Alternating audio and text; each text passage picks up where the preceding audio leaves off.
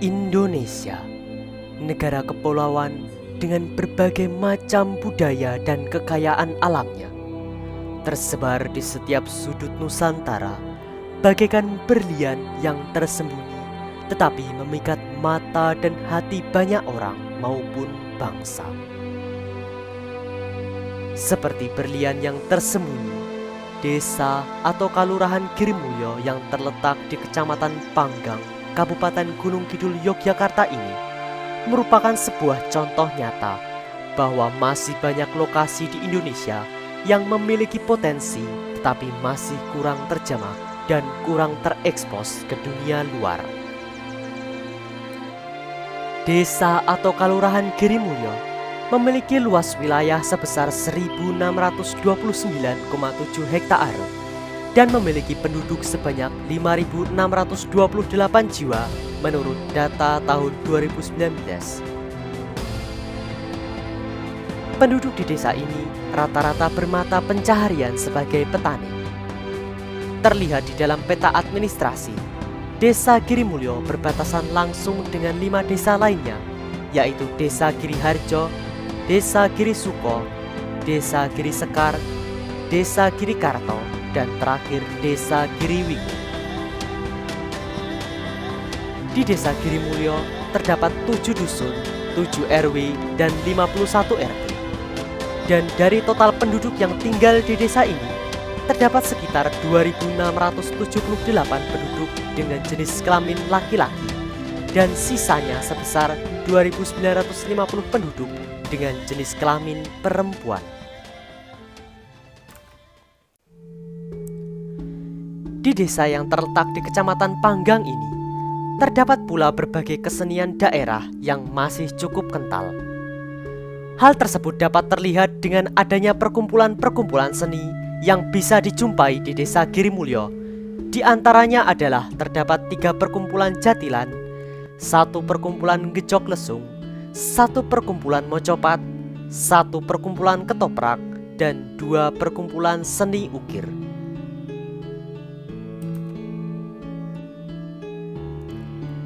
Dari segi pertanian, di Kecamatan Panggang, tempat Desa Girimulyo berada, terdapat 8 komoditas utama pertanian, yaitu padi sawah, padi bukan sawah atau dalam arti lain di sini adalah ladang, ubi kayu, jagung, kedelai, kacang tanah, kacang hijau, dan sorghum.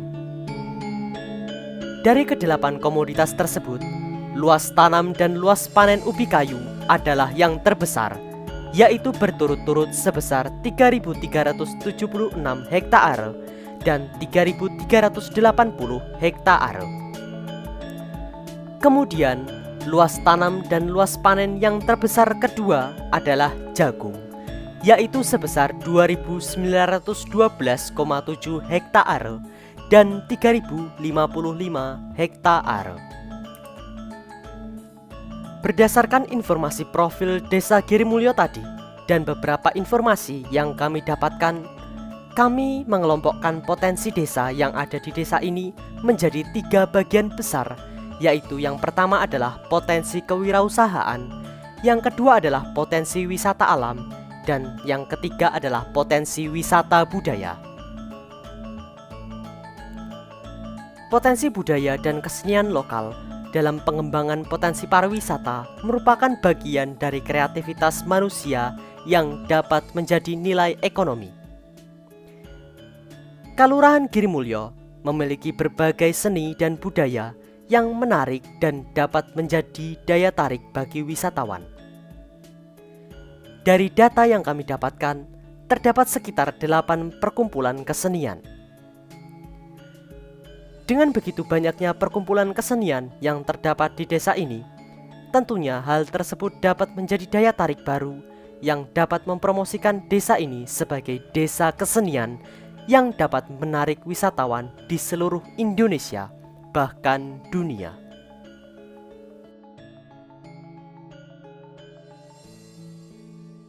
Potensi wisata alam yang terdapat di Kalurahan Girimulyo adalah objek alam berupa gua, yaitu Goa Ngerongjeru.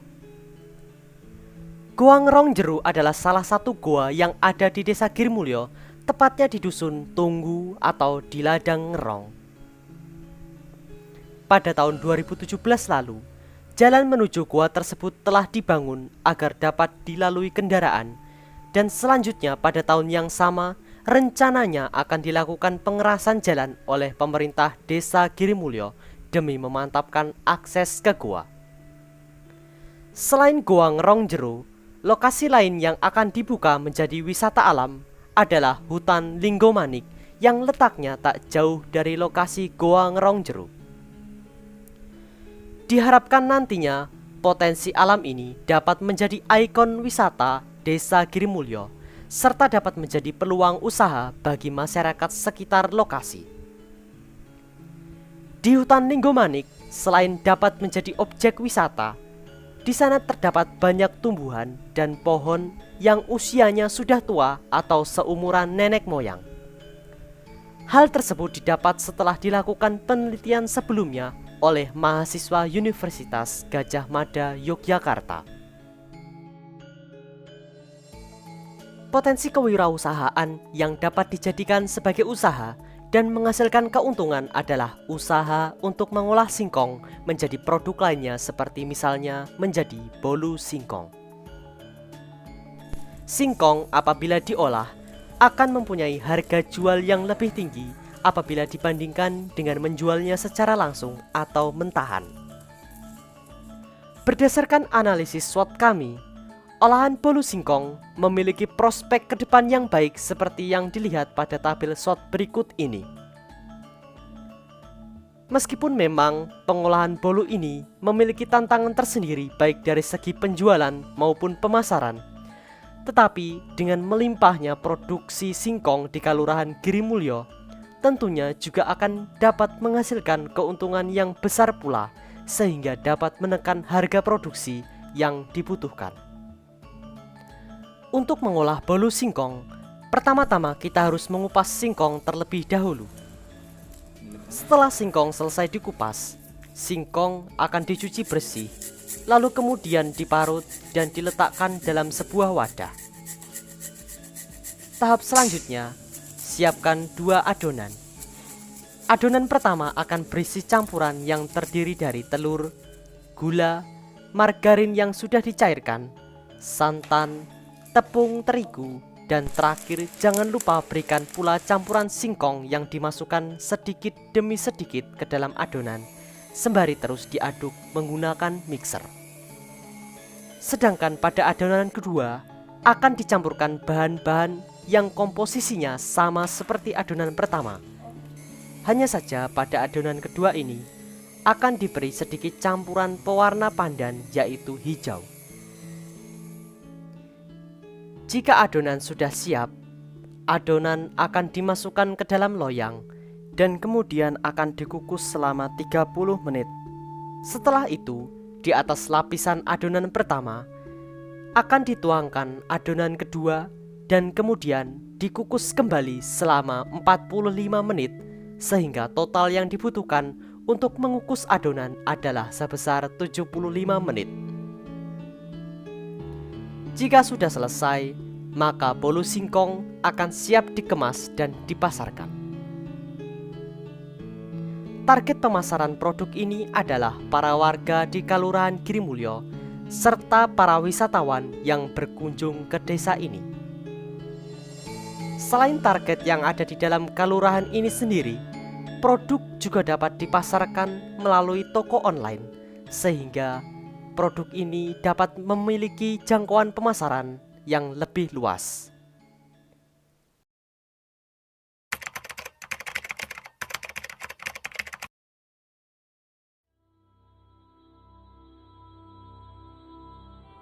Begitulah Indonesia, negara yang kaya akan sumber daya alam dan kebudayaannya. Namun sayangnya masih banyak sumber daya alam dan potensi-potensi yang belum dimanfaatkan sebaik mungkin demi perkembangan masyarakatnya. Banyak hal yang menjadi faktor kendala dalam hal tersebut. Salah satunya adalah kurangnya pengetahuan masyarakat untuk membuat sesuatu yang kreatif dan bernilai jual tinggi. Dengan adanya video ini, serta seluruh proyek KKN dari kelompok 106, diharapkan agar bahwa semua proyek ini dapat membantu perkembangan desa di Indonesia, khususnya desa atau kalurahan Girimulyo. Semoga desa atau kalurahan Girimulyo dapat terus maju dan dapat semakin bersinar seperti berlian yang dapat mempesona seluruh bangsa Indonesia dan seluruh bangsa di dunia.